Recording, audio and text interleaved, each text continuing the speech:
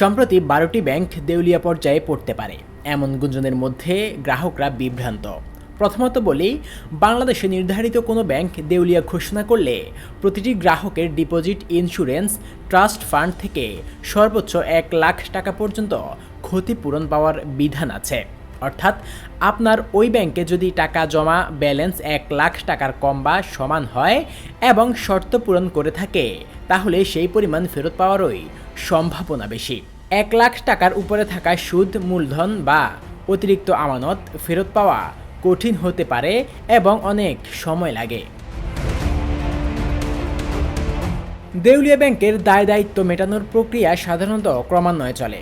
প্রথমে পাওনাদার, security holder, কর্মচারী ইত্যাদি দাবিগুলো দেখা হবে।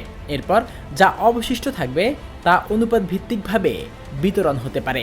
2025 সালের নতুন ব্যাংক রেজুলিউশন অর্ডিন্যান্স কেন্দ্রীয় ব্যাংকে শক্তিশালী হস্তক্ষেপের ক্ষমতা দিয়েছে, যেমন সাময়িকভাবে ব্যাংক অধিগ্রহণ, ব্রিজ ব্যাংক গঠন বা সম্পদ ও দায় অন্যত্র হস্তান্তর, যাতে গ্রাহকদের সুরক্ষা বাড়ানো যায়। তবে এগুলো ঝটপট সমাধান নয়, আইনি ও আর্থিক প্রক্রিয়া সময় সাপেক্ষ।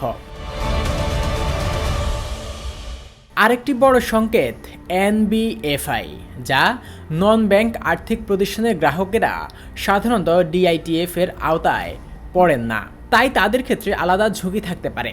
তাই এখন করণীয় কি? প্রথমত, প্যানিক ফ্রি থেকে অফিসিয়াল সূত্র বাংলাদেশ ব্যাংক। সংশ্লিষ্ট ব্যাংক ও ডিআইটিএফ এর বিজ্ঞপ্তি নিয়মিত মনিটর করুন। আপনার সাবধানে আমানত রেকর্ড সংরক্ষণ করুন।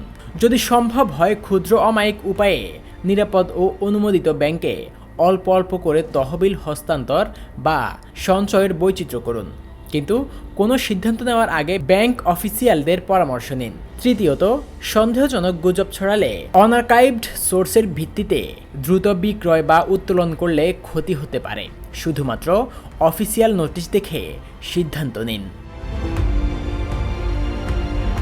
সর্বশেষ মনে রাখুন, সিস্টেমের অচল অবস্থা হলে কেন্দ্রীয় ব্যাংক ও আইনগত ব্যবস্থায় শেষ আশ্রয়।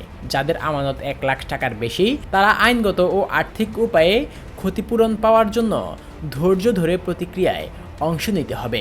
আর যারা আতঙ্কে অপ্রয়োজনীয় লেনদেন করছেন, তাদের জন্য উপযুক্ত হবে অফিসিয়াল জবাব ও ব্যাংকের নির্দেশ অপেক্ষা করা। পরিস্থিতি পরিবর্তনশীল, অফিসিয়াল আপডেট মনিটর করুন এবং প্রয়োজন হলে আইনগত বা আর্থিক পরামর্শ নিন।